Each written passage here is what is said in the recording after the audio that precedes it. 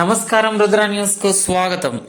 హన్మకొండలో జరిగిన బాల వికాస వాటర్ ప్లాంట్ల మహాసభలో అత్యుత్తమ వాటర్ ప్లాంట్ నిర్వహణ విభాగంలో కోహెడ మండలం తంగలపల్లి గ్రామ వాటర్ ప్లాంట్ కు అవార్డును ప్రదానం చేశారు. ఈ మహాసభలో బాల వికాస సాంఘిక సేవా సంస్థ వివిధ రాష్ట్రాలతో పాటు మన రాష్ట్రంలో కూడా నిర్వహిస్తున్న వాటర్ ప్లాంట్ల నిర్వహణ మరియు వివిధ కార్యక్రమాల అమలు తీరు గురించి పలువురు వక్తలు ప్రశంసించినట్లు తెలిపారు.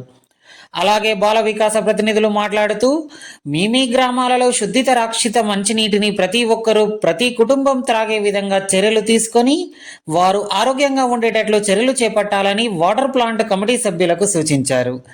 బాల Vikasa executive managing director Shouri Reddy పలువురు అభినందించినట్లు తెలిపారు. ఈ కార్యక్రమంలో తాజా మాజీ ఎంపీటీసీ మరియు ప్లాంట్ కార్యవర్గ సభ్యులు కోనశేఖర్, వాటర్ ప్లాంట్ కమిటీ అధ్యక్షులు Veldi Rajesham, area coordinator Naresh, area supervisor Suman, operator Tyagala Shekar తదితరులు పాల్గొన్నారు.